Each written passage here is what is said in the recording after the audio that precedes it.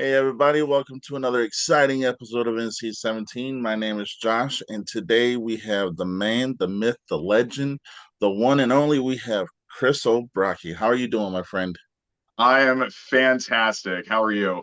I'm pretty good, pretty good. Not gonna lie, been looking for this episode because I've seen quite a few of your movies. Yeah. But before we get into the movies and you being a merman and everything like that, kind of take us back as a child, because I know you started in the industry early, but like how early and when did you really get the bug to really want to start acting? Well, let's see. Oh man, I've got to go back to the Jurassic era here. So I started off acting when I was gosh, probably about like 5 or 6, and I just started doing a lot of plays at school and doing a lot at my aunt and uncle's church that I used to go to preschool to. And it just from then on there, it just kind of was just little bits and pieces here and there. And I just, even at an early age, I just discovered I really liked that. I was like, oh, I get to play pretend in a sense. So, and then when I was in high school, I joined drama club and everything, and then I was vice president by senior year. So, and but film was what I really always wanted to do. So, I once I got into college, I took a couple film classes, and then I it was kind of I kind of got to this crossroads because I told my family. I was like, look, I really want to do this. I want to see if I can get a foot in the door, and I give me 1 year to do that. And if I cannot get a foot in the door and get this ball going, then I will change my major.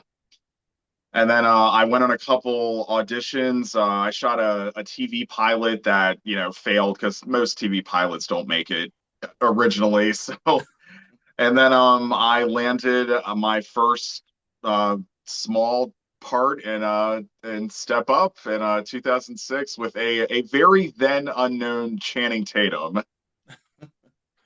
Oh yeah. My one of my wife's favorite franchises. Like, trust me, I know the first four by heart. I think there's only five. Oh So wow! I think there's 5 of them. I'm just surprised that it went that far because I remember seeing a preview for Step Up 4. I was like, wait, they did a 4? And so I haven't seen the last two. I've just seen the first 3. So and I would like it's kind of it was fun watching like the third movie because they I didn't do the third movie, so I did 1 and 2, and I was just looking. I was like, oh, I remember shooting with that one with that guy on in the second movie, and it was just cool. I will always have a little piece of my heart for Step Up. So oh yeah. Well, getting your footing kind of in a somewhat I won't say unknown, but somewhat of a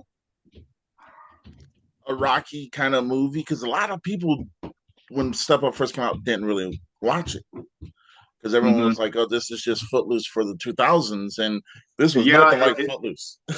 yeah, it had a slow burn. I do remember that. And at the time, this was mid 2000s. So we only really had The Wire here that was shooting around in Baltimore. And so Step Up was kind of like that first movie out of the gate that brought a lot of the film commission back to the area. And it was exciting because they did the first 2 Step Ups here. They did Ladder 49 with John Travolta and Joaquin Phoenix, and it's just from then it got another ball rolling there.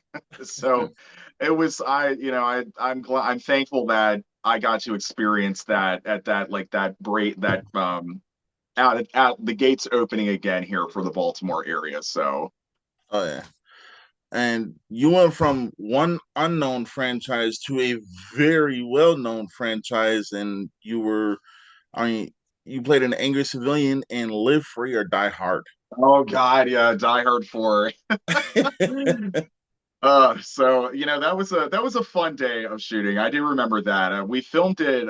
It's technically supposed to be in DC, but we shot it downtown, right off of Charles Street. So But I did get to meet Bruce Willis. He was a very, very nice guy. I hate what's going on with his health because my grandfather passed away from dementia a few years ago, and so I'm very familiar with the disease. And but I'm he was a very nice man, very very professional, very personable with everybody that he talked to, and so yeah, it was a good day when we shot that one. I definitely got shifted around a lot, and but yeah, worth every bit of it.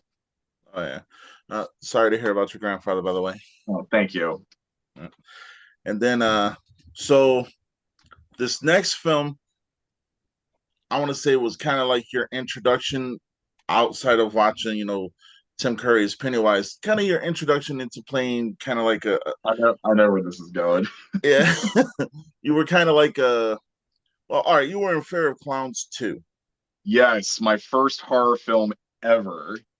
Yes. And I remember it distinctively because I literally have seen that movie 10 times. Oh, really? Oh man, you should get Kevin Kangas on here and interview him. He would love to hear that. Hey, I'll reach out to him. Yeah, definitely. Kevin's fun. Oh yeah. Kind of walk us through going from Step Up to Die Hard to your first horror film. Whew. It was interesting that I I remember when I first arrived on the set of Step Up, like I saw all the big trucks and equipment trucks and the big lights and everything, and I just thought, man, I have made it. Even though I didn't have a huge part in that movie, but still, it was exciting. It's like, when you go from, you see this vision and this dream in your head, and then actually getting there and setting foot on that set for the first time, it's mind blowing. It's overwhelming. It's like the best feeling. And then like just after that, I did a couple more big things, obviously Die Hard 4. And so then we got to Fear of Clowns 2. Now I remember that by this time I had started hearing, I was part of all the casting agents and around here in the Maryland area and DC and everything. So I had heard that this indie film, it was a clown horror movie, and it was going to be a sequel to one that ironically was getting ready to be released. The first movie was, and I remember it was like the first one came out in Blockbuster, yeah, the good old days, about a week before the auditions were for the second movie. And I went and I rented it. I was like, you know what? This is fun. I want to be a part of this. So I went into that audition and I pretty much would not take no for an answer. So, and, but then, we shot over in the Eastern Shore across the Bay Bridge. So, and we shot at this, this train park almost, and it was like a lot of like locomotives that were out of commission and everything. It was a really cool location that we did it, and that's when I got to experience my first day of nighttime shooting and how you go into the wee hours of the morning. And because I remember being covered in blood the next morning and having to go and just driving back home from set. Gosh, it's probably like I'm probably like 7 in the morning, and being covered in blood. And I went into a 7-Eleven to get a coffee. The looks I got, priceless. Oh yeah. But it was a really fun experience. I mean, just shooting out on that location and being out on a farm. I'm a country guy at heart, so and just thinking like, man, my first indie horror flick, and I got killer clowns. I'm happy for this. So, and then I ended up going and working in a lot more of Kevin's movies. So like I built that friendship with him. So Oh yeah. Well, I've never rated, I don't know if you've seen my rating system, one being worst, 10 being best. I've oh, go never ahead. rated Fear of Clowns one or two. So you're breaking news right here. Hmm. Fear of Clowns one gets a strong 8. Oh, all right. Good. Fear of Clowns 2, just because of the pure brutality toward the end of the movie, gets a strong 9. No, I was gonna say 20, but all right, we'll go with 9.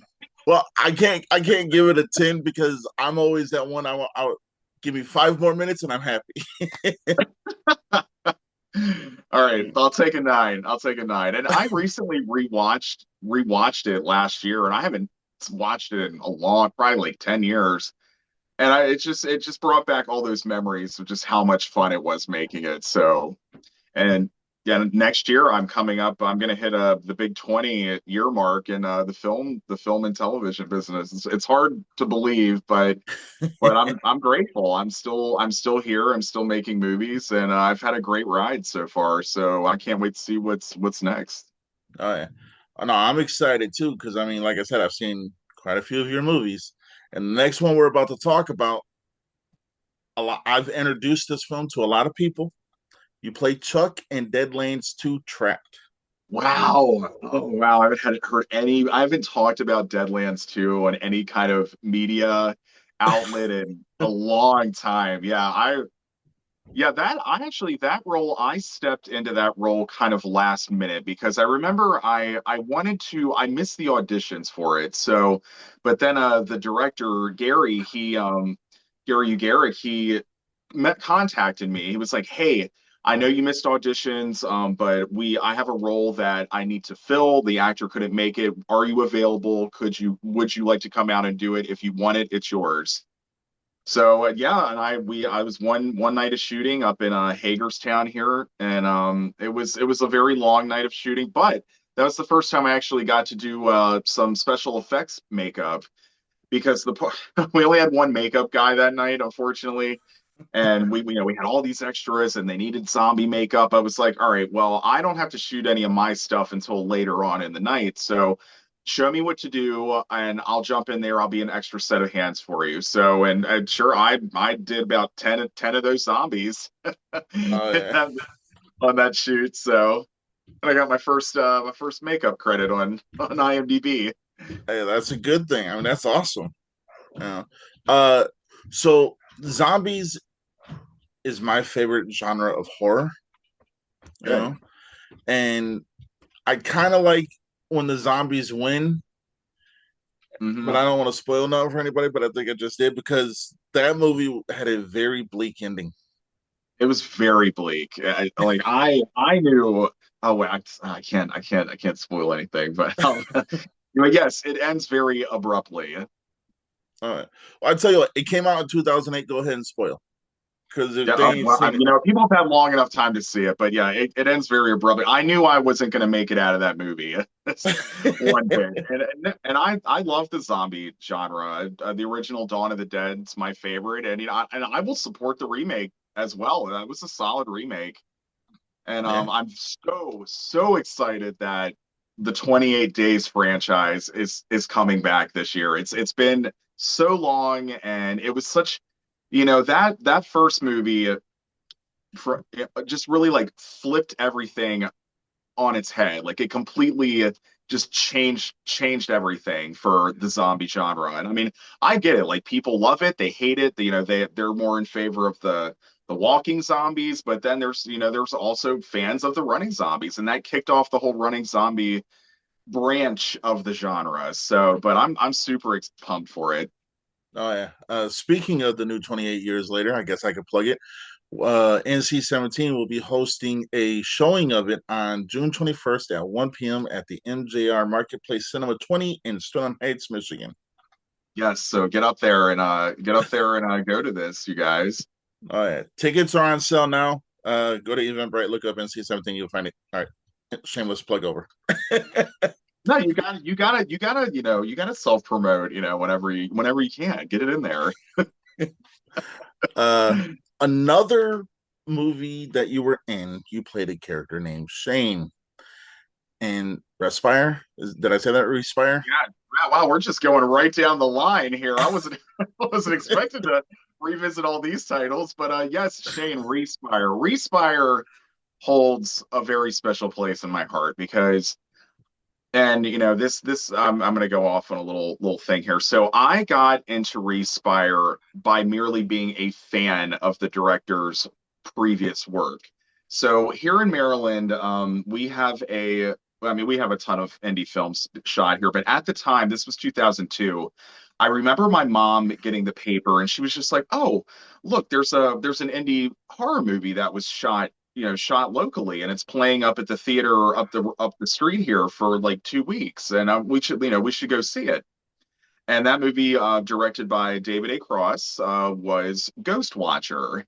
And so me and my best friend in high school, and we and a couple other people, we all went up there to go see it. And like it was the director's first go round with making a feature film and everything. And Dave has just advanced so much, and he's really turned into a great director with everything else that he did. And but I loved the concept of that movie so much. And then they did a sequel to it. And then by the time they did that second movie, I was like, I've got to be in this next one. I've got to work with Dave Cross.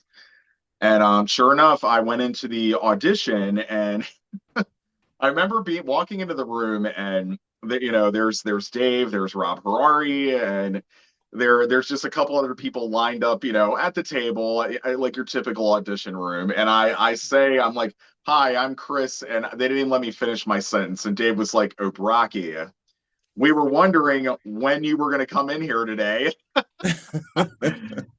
So I read with another actress for actually a different character. It wasn't Shane at first, and then but we Dave and I both kind of agreed. I was like, no, I think this one's better for me.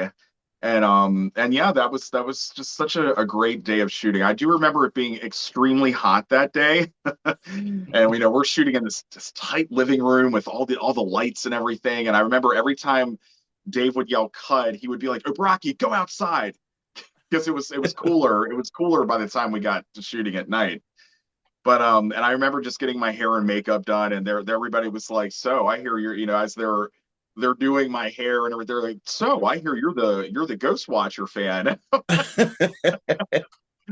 And that was the only movie I got to do with Dave, because I think he retired from directing not long after that. But I'm thankful that I did get to work with him, and it's honestly it's one of my favorite films I've ever worked on. It's just such a very unique concept, and I always try to push it more on people. So like, no, this is a cool movie. Like this is a unique movie. Give it a shot. Oh yeah. Uh, you are also familiar with another very well-known franchise, but kind of like a movie within the movie. You played Derek Riley in Stab Five. Yep, Stab Five. Oh I'm man. going down all the classics. I'm Oh, sorry. you are really going down. You're going down here. I hope we got time here for all these. So yeah, Stab Five. How I got into that. So that was a choice of mine, because I remember this is when, gosh, this was like right after Scream 4 was released. And I'm a tremendous Scream fan. It's in my top two favorite franchises behind Halloween. And I grew up. Scream 2 was the first one I ever saw in the theater, and it holds a very special place in my heart. So um and I went, and then I found out that this indie director up in Manchester was actually going, because by the time, you guys should have all better have seen Scream 4 by this time. It's been a decade. In Scream 4, we're up to, they made more Stab movies after Scream 3. So now we're, in the timeline, we're up to Stab 7. So I found out that this indie director was actually going to make Stab 4, 5, 6, and 7 as fan films. I was like, you know what? I've never done a fan film. It might be a good time. And I would like to put my stamp on the Scream franchise, and at least look back and say, like, you know what? I was a part of it. I got a little connection to it there. And I was the only person, because they shot locally and they had all local talent up there, and I was the only person that came from out of state. But I heckled them, and I was in it to win it. So, and I sure enough, I flew out there. We shot, and we shot in the middle of the winter time, and it was so cold. Like, they do not mess around with snow up in Manchester. Like, I kid you not. I mean, I'm impressed by how they handle snow, something that I wish Maryland would follow suit with, because well, boy howdy.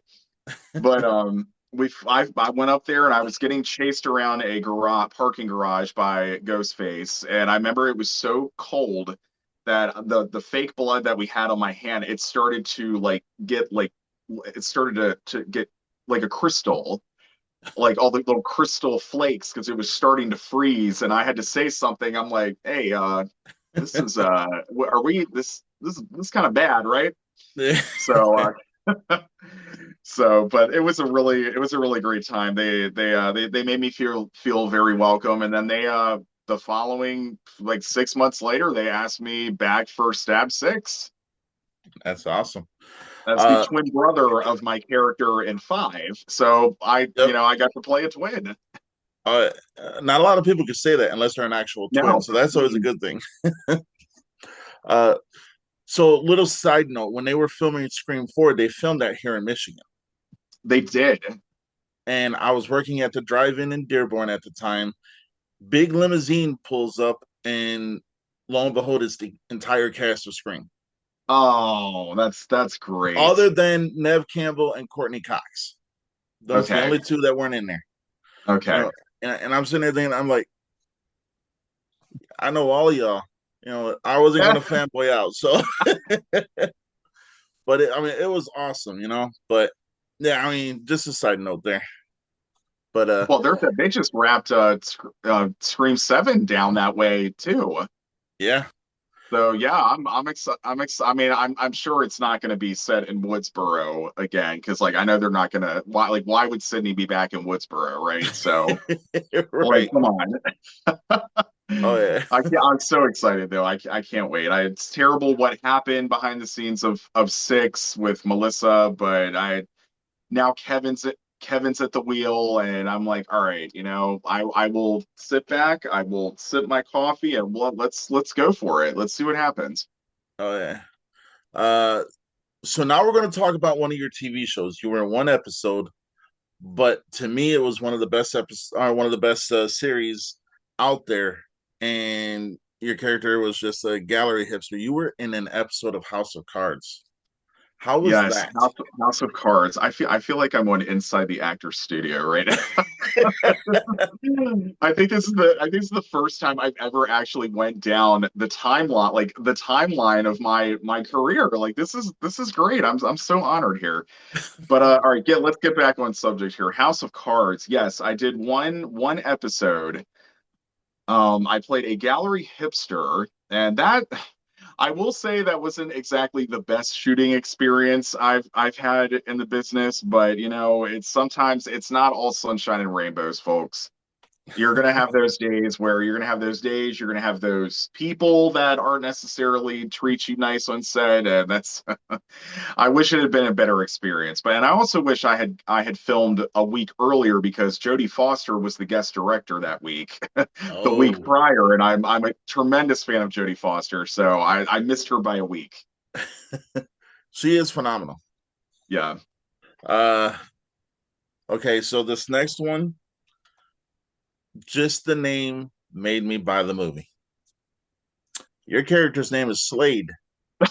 I knew it was gonna be MILFs versus zombies. Yes, Bills versus Zombies. Please do tell. Oh man, let me tell you that goes definitely goes in my top five favorite characters I've ever played. That was my second film with Fuzzy Monkey Films and working with Brad Twigg, and because little shout out to Brad, he got helped me get my foot back in the door because I'd been out of the business for a few years, and I was looking to come back, and he reached out to me and he was like, "Hey, I'm shooting this new movie. I've heard through the grapevine and everything that you're great, and I would love to work with you." And so I have a small part. It's one day of shooting, and if you're interested, let me know, and I'll send you the script. So, and I was just very honored that he reached out to me, and that so and but we I so that was kind of my start. Then that film was Ghoulish Tales, so that was in 2013. So getting to MILFs versus Zombies now. So now I had already had that foot in the door with Fuzzy Monkey, and so Brad was like, "All right, so I have you in mind for a role," and he was just happy with what I had done on Ghoulish Tales for that one day, and he was like, "I want to put you in a lead role in the next movie." So jump forward to MILFs. I have this role named Slade. He's like a redneck, and he protects the MILFs and everything. And he was like, where do you see what do you see with this character? And I kind of pitched to him some ideas and everything, and he was like, let's do it. So it so I got like I developed I had a Hulk Hogan mustache and a bandana and like a wife beater, and I rode a Harley, and that was a really fun movie. And that movie was just, we didn't take anything seriously on that set because of just the subject matter of that movie. It's just so bat bat shit. And it's just you that's just kind of you just roll with it. And and this is one cool thing about Brad is he's very open to improv. So not every director is like that, and I'm very thankful that he is that way. And I was just throwing stuff in. I was like, oh, how about I do this? Why don't I do? How about we have Slade do this thing? And oh, I could scream this way and make it sound stupid. And it's just that movie was a blast to do, and it's definitely one of the most fun times I've had filming something. Oh yeah, that movie stands out in a lot of different ways. I Yeah. mean, imaginative kills. I mean, but I think the most hardcore part of that whole movie was what happened with Ophelia Rain in the kitchen. Yes, that's that. Yeah, that was. That was very graphic. I was on set that day too. I was not that was a closed set for that specific part, but yeah, once I found out what was going to happen in that scene, I was like, "Ooh, well, that's different. Oh yeah, and You don't see there's zombies actually doing that." oh yeah, there's actually two different releases of it. There's the more laid back kind of you don't see that scene, and then there's the you see that scene. And I was lucky enough to get the one Yeah, of the I copies I that has I have both versions of it. So that. it just depends on your mood. Oh, very true. uh, so your next one is one I haven't seen, but I hope to see. Is Fiendish Fables. Yes, Fiendish Fables. I was actually ironically just talking about that movie the other day. I was saying that it's one of Fuzzy Monkey's overlooked movies, I want to say. So I remember when we excuse me. I remember when we shot it, like the vibe we were kind of going for was kind of when we wanted to stick close to Creep Show.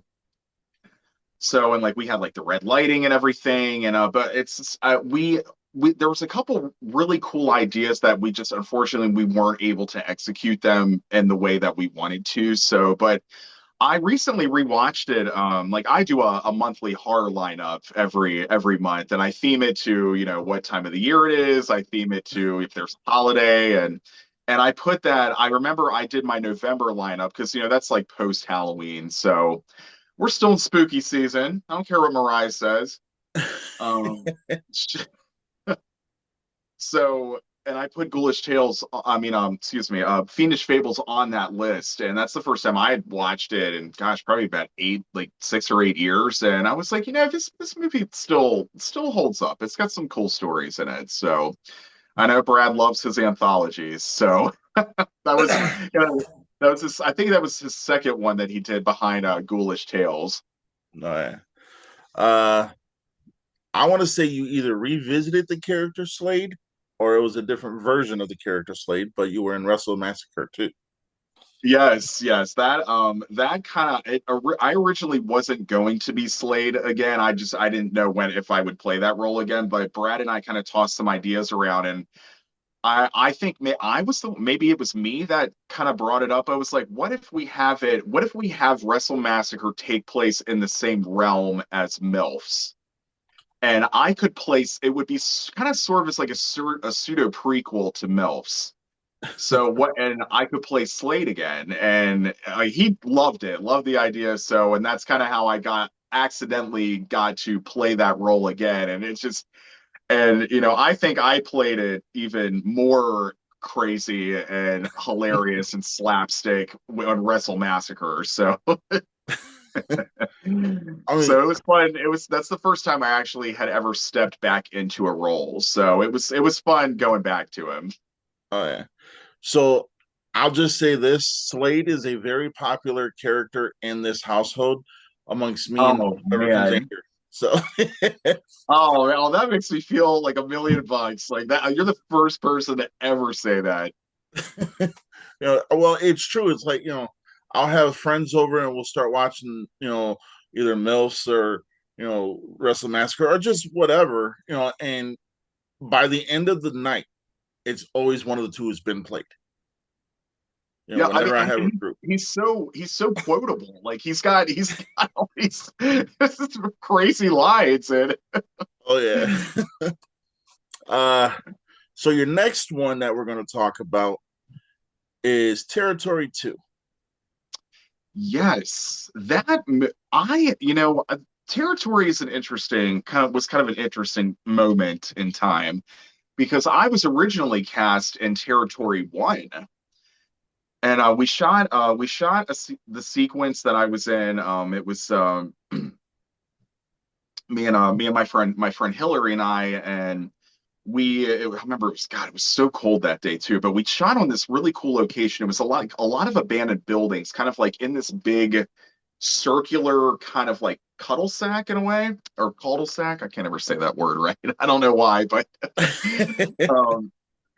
um but and the footage that we got, apparently all when it was came time for post, it was just so dark and you couldn't see it at all. So, and it was just too dark to be restored and brightened up. So we had to just nix the whole thing. So, but then when Kevin Kangas asked, when he was, doing Territory 2, like, yeah, I know he felt bad because, my whole thing got, nixed from the first movie. And he was just like, hey, Brocki, why don't you, since you got kind of screwed over on Territory 1, he said, you want to come out and fill this role for a night of shooting. So that's how I got into Territory 2. And I remember I was wearing work construction boots or hiking boots that were a size too small for me. So it was a fun experience, but it was also a little bit of a painful one. But suffer for your art, right? Oh yeah. Okay, so we're going to get into what I would call the meat and potatoes of the show. Oh, yes. You have the shirt on, he's in the background. We're talking about Shriek Show, and you play the ringmaster. Yes, the good old ringmaster. It's definitely my favorite role I've ever played, and I've played a villain before, not too many times, but I know that I could tap into that dark place. And the ringmaster was really like really me really tapping way below that the level that I thought I could achieve. Like, my last time I played a villain, I was a serial killer. I was here. Ringmaster's more like down here, is on the evil meter. Oh yeah. So, and and the ringmaster actually started, and this is on record here, actually started as a Halloween costume. Okay. So I just created this character. I was like, I'm gonna create a scary clown, but I want him to be like a ringmaster kind of clown. Like, I want the top hat, I want the jacket, I want him to be like a showman. Oh But yeah. he's also, there's also something a bit off with him. He might be supernatural. We just don't know yet. Oh Keyword yet. But yeah. and I remember I was like I did this Halloween costume at my company's Halloween party. So that was 2016. And Brad saw the pictures of it and he was just like, I really like this. I would like to put this in a movie someday, or let's base a movie around this character. I was like, I'm down. I'm down. Let's see what we could do with him. So lo and behold, like we took some promo shots of me in the costume, and then we did an Indiegogo campaign for it. And the campaign that was in 2018, so it didn't really take off like we thought it would, because at the time, this was 2018, so the new It just came out, so clowns were like back. And so, but then we just kind of, I was like, oh man, I guess we had a dud here. So I just kind of shrugged it off and just moved on. And then like about 7 months later, I get a message from Brad, and he was like, what are you doing September through October, the beginning of October? I was like, well, I don't have any plans. He was like, because we're gonna do Shriek Show. I was like, wait, what? What happened? So, and it's just, and we somehow got like some backing for it, and we had a script going, and then lo and behold, we shot all my scenes in Markov's Haunted Forest here in Maryland. And it is an actual functioning fright park. Oh yeah. So, and it was just, I just loved playing that role so much. And even like when I was filming and I was on set even on set, I was just thinking, I was like, man, no, I could go. I have so many more things I want to do with this guy and this character outside of this movie. So I've already been just brainstorming for if quite a few years about his inevitable return. So we'll see how what that looks like later down the road. Oh But yeah. I also had a hand in writing the movie too. So as you guys know, it's an anthology. So I wrote the third segment for the Okay. film, and the one about the psychological killer clown one. And as you know, we have some leading ladies of horror in our Shriek Show, and we have the lovely Beverly Randolph from, as you know, Return of the Living Dead, Oh yeah. Oh and yeah. we have Felissa Rose from Sleepaway Camp. She is hilarious. And we have the amazing Tuesday Night from my favorite Nightmare on Elm Street, Nightmare 4, the Dream Master. And when I found out that we had cast her in the psychiatrist role that I had written, I was just, the little kid in me that was watching horror on TV growing up. I was blown away that, we got the lead actress from my favorite Freddy movie. And she was fantastic to work with. And it was just very surreal being on set, and her, like, in between takes and everything, her asking me, like, Chris, is this okay? Do you want me to give a little bit more here on this line? Do you want me to pull back on this one?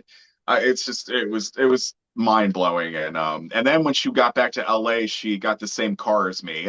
And she sent me a picture of her with it. Kia Soul. Kia Soul, yes, Yep. yeah. She sent me a picture and a text and said, "All right, we're Kia buddies now." Yeah. Well, I guess I'm a Kia brother with you because we got a Kia Sorento. Oh, perfect. Yeah, it's a good car. Yeah. Well, see, that's like the little details that I look up or that I do research on. Is like, wow. I mean, how many people know exactly what kind of car you guys had? You know what I'm saying?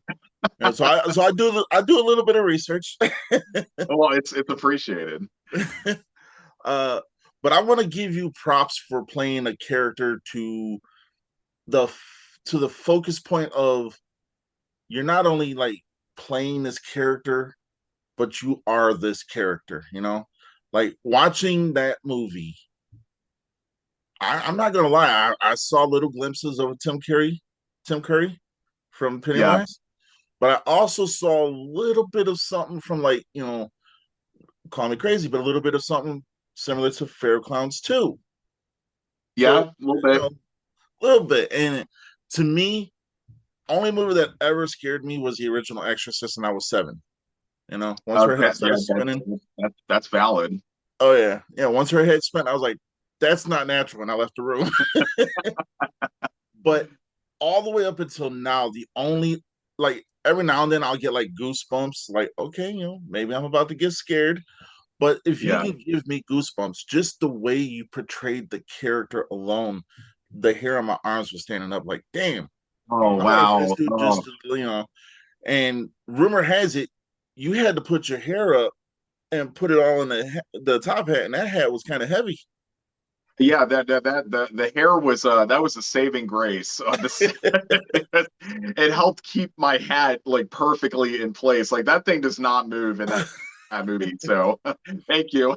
Uh, but I yeah, props to you because that movie was phenomenal. And the one scene my wife did see, you scared the ever living shit out of her. So that's good. Oh, yes, yes. And that's all you can hope for as an actor, especially when you're playing a villain. It's just, like I said, I really had to tap into a very dark place in my internally when embodying that character. And so just hearing you say that and that he scared you, I've done my job. So, but it's that was a very long shoot, let me tell you, because we filmed right in the height, like the first year of the pandemic. But it's like we had to get it done, and Oh yeah. and like we have and try hear me out. We took as many safety precautions as we could on set. Everybody was masking, and up until like I once I had my makeup on, though, I couldn't unfortunately wear a mask. But definitely,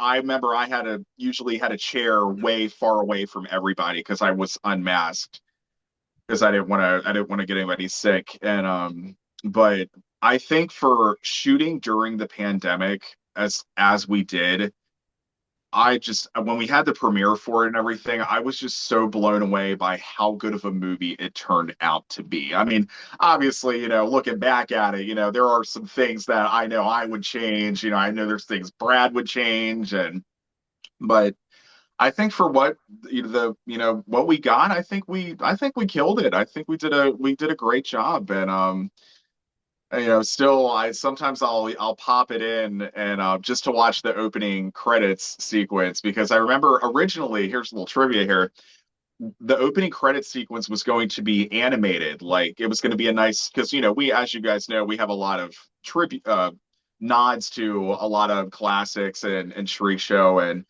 that was gonna be a nod to the opening of Night of the Demons.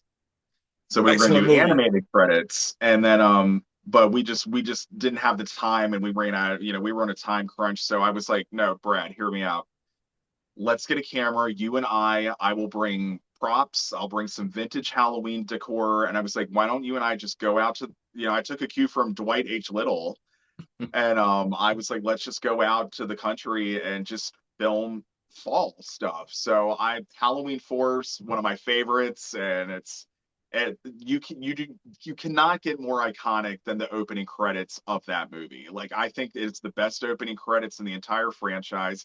And it's just a solid opening for just any kind of fall harvest kind of movie. Like it really not only does it capture the feel of October, but it's also the harvest itself and like what the event is. And I wanted to pay a big tribute to that. And then thank God the guy who was doing our color correction is a big Halloween 4 fan. So he was like, I got you.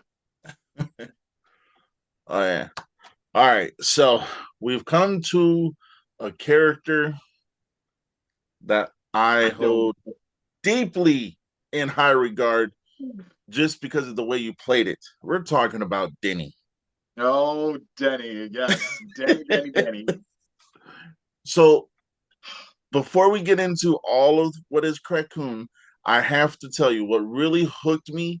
And I my wife was coming downstairs at this specific moment in time was when the police pulled you and Justin over. And how it started out as, what are you guys doing? Then all of a sudden, then that cop was like, Toodles. I was like, the fuck did I just watch? But that was awesome, and I had it. So I'm gonna tell you now. I have a Hall of Fame. There are certain movies that go in my Hall of Fame. Raccoon is in my Hall of Fame. Oh, yes. Yes. It's Bless. everyone in that film was phenomenal, top to bottom. Thank you. You know, And uh, you're right. Everybody was like everybody brought their A game, and then like the whole rest of the alphabet too. So but your character Denny, I mean, all right, no, in your own words, describe Denny to the audience. I'm gonna say in my own words, Denny is Denny is an experience. I and originally I really wasn't interested in doing Raccoon at first because I've been working with Fuzzy Monkey for a decade now at this point, and Brad and I have our under we get each other, and I told him I was just like I can't I there's going to be some projects I'm going to want to do, there's going to be some that I don't want to do. I like to keep my palette just wide open. So, but then I had just recently watched Bear, and and then I messaged Brad. I was like, all right, I may have had a change of tune here. So what I know you've already casted a lot of this movie. I said, what is left? What do you have left? He was like, do you want to play the drug dealer that sets this whole thing in motion? I said, yes. I didn't even hesitate. I was like, yes. So then I got to thinking, I was like, okay, well, obviously he's a crack dealer. So my main inspiration for the character of Denny is I based him so much on probably like 90% of this character on James Franco in Spring Breakers. Excellent movie. Yeah, no, great movie. I have it right behind me here. And that was my sole focus on how I wanted to play Denny. I was like, oh, I got to get it. I'm totally getting a grill. I'm gonna have some big, huge, glasses and oh man. And I got this tank top that says smoke grass and eat ass. And then when I found out that Justin was going to play my lover and my partner in the movie, it was just a perfect match there. And I remember just after we got done filming, Justin told me we were still on set, and Justin told me he was like, "Dude, this is such a complete 180 from the Ringmaster, completely different." And that's what I was going for. Like I was like, I don't want people to see me as the ringmaster, in a different movie, unless it's a movie that's about the ringmaster. So I had a blast with Denny. He's such a fun character, and the response that we have gotten from like the dynamic between Denny and Frankie, and it's like people want more of the two of them. So we're throwing some ideas around on how to bring them back in a different, like a spin-off movie. So yeah, Oh yeah. if we can get to this point, I think everybody's gonna love what we're cooking up here. Oh yeah. Yeah. I'm gonna say with so the first time watching Raccoon, I watch all my movies more than once, even if it's a movie I just can't stand Oh no, because you have to. oh yeah, just first time's entertainment. Second time is pretty much just to see what I missed. But if you can keep me coming back, and I've said this in a couple of interviews, if you can keep me coming back, then I know it's straight entertainment. You know, Oh yes, and definitely. once your character hits the screen, I'm like, I'm sold. Just the Right just the out the way gate too. I mean, like your opening line, I was like, all right, this is either going to be really bad or really good, and it turned out really good. Yeah, It was fantastic, phenomenal, thank and you. I know it came out last year, but I do a year end award show, and if I see a movie in 2025, to me that's a 2025 movie, unless of course Okay. it's been out for a decade. Okay. So Right. I'm gonna tell you right now, Denny's up for an award. Won't tell you what award, but Denny's up for an award. Raccoon's up for movie of the year. Oh man, excellent. Oh, I hope I win. And the thing is I got a box of awards over there I got to mail out. So I mean, these are real awards that I have made, so they will be Wow. shipped out. And it's not just me that like comes up with these categories and stuff. There, I have some other people who are part of the show, but they're more doing their own thing. But we all Hmm. sit around and watch these movies, and we all Right. agree that Denny will be up for an award. Oh, thank you. I'm honored. But that being said, so is Frankie. and like the whole movie, Brad's going to be up for Director of the Year. Like, there's you guys are going to you're going to be in some award, some. Oh Trust me, my it's going to be gosh. good. Like I'd say when we won Best Indie Horror Film of 2024 last year, I was just blown away. I was and as I said this before, that's what you can hope for with any indie movie that you make. And it's just like it blew up. And Oh like I yeah, remember we were all kind of like obsessively checking um Screambox, and we were neck and neck with Terrifier 2 for like weeks. So that's just it's crazy. all right. I'm gonna be honest with you. I seen Coon more than the entire Terrifier series put together. Wow. I've seen, Wow. That's that I'm absolutely grateful to hear that. like I love Terrifier, but I'm like, do I want just straight blood and gore? Or do I want blood, gore, comedy, good Yeah. characters, and Oh, and you get it all in Crackoon. oh yeah. I mean, the way certain characters get 187, I'm not going to ruin it for anybody who hasn't seen it. Very inventive, you know. Uh, I'll just say one definitely is always going to stand out as Morgan Malam. I did not see that coming. Yeah. Oh yeah. Yeah. Morgan's a good sport. She's a trooper. uh, She and knows her brand.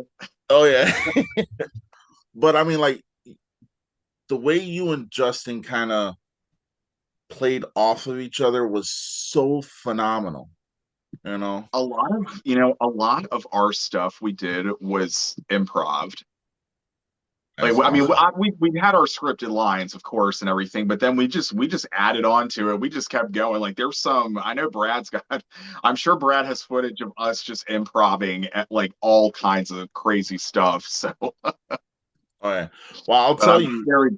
very grateful for Justin. Yeah, he was my rock during the whole movie. So it was just fun to work with, actually officially work with him together on this one. Oh yeah. So this is again breaking news here. Me and my crew sat there and watched the movie for probably the 30th time. No BS. Like Well, I've it's seen like it a lot. like Halloween or Jaws or Alien. Oh yeah. You and Justin are also going to be in a category that we're just now introducing this year, best duo. Oh, right. Yes. So it's going to be this year we're going big with the award show. So, but that's always toward Right. the end of the year. So, Very good. yeah. uh, so we're kind of getting near the end of the show. I want to give you the floor so you can plug whatever you want to plug, whether it be something you got coming up, maybe a modeling gig, just anything in general, and just plug whatever you want, my friend. All right. I'm gonna plug it quick because it's getting a little windy. We're getting a storm coming up here soon. I gotta go take my flags down. Oh yeah. But what as far as projects coming up, I've gotten back into screenwriting and everything. I have a franchise that I started writing during COVID, and I was wanted to be a 4-part franchise, and I'm finally at part 4. I took a break in between 3 and 4, so because I tell you, writing a sequel is very hard, and especially when you get into like sequel 3 and 4, like you. Ugh. But I've gotten a lot of great feedback on what I have so far with the franchise, and I'm gonna actually start hoping to shop the first film around at some point in the next year or two. But I want to have like the whole franchise like written and ready to go. Oh yeah. So that's one thing I'm doing. I just got back from Creature Feature Weekend up in Gettysburg, PA. So that was a good time as always. And then you guys can catch me next at Fright Reads Book Fest for their halfway Halloween. That will be April 26th here in Glen Burnie, Maryland. And as far as that, as you guys know, I mean, we're gonna cap off the waves here. I've been a professional merman as well. For shout out to my other life. and for 12 years. And right now I'm currently on my sixth era or campaign, as I like to say, called Return of the Sun. So it's my first one that I've done in about 6 years. So my last one was titled Reformation, and that was about raising awareness for coral bleaching and coral restoration and everything, and kind of just the global crisis that's been going on.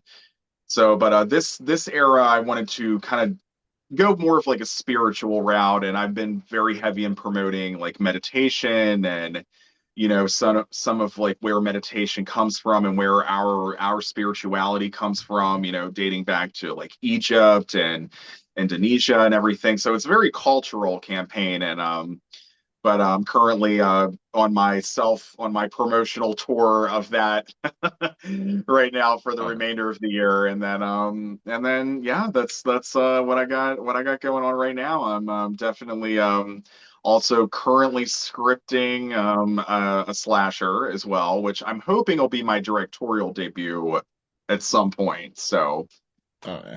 but yeah, that's what I got going on, and my podcast, Merman Mondays. We're gonna be coming back for season three next month, starting next month. So you guys can catch that on Instagram on my Merman Christian handle. Uh, that's awesome. Well, Chris, I want to say thank you for coming on. You have Thank been, you, oh, trust me, it's my honor and my privilege. Like I said, I've seen a lot of your movies, and they were, thank you. I'm honored. Very extremely honored because one can hope. oh yeah. But no, you've been a true rock star. You've been awesome. And I can't say enough good things about this episode because you made Thank this you, episode awesome. So thank you. yeah. But unfortunately, we have to go. So you can go Yeah. get your flags down because I don't want them to fly away. But no, it's been an honor and a privilege, and I thank you, my friend. Thank you. I thank you so much as well for having me, and just big thank you to our audience for watching, and it's definitely keep watching NC-17, and All right. we'll see you in the movies. Oh yeah. And you are more than welcome on this show anytime. Thank you. I will absolutely be back. Oh yeah. All right, everybody. Until next time, stay in C17.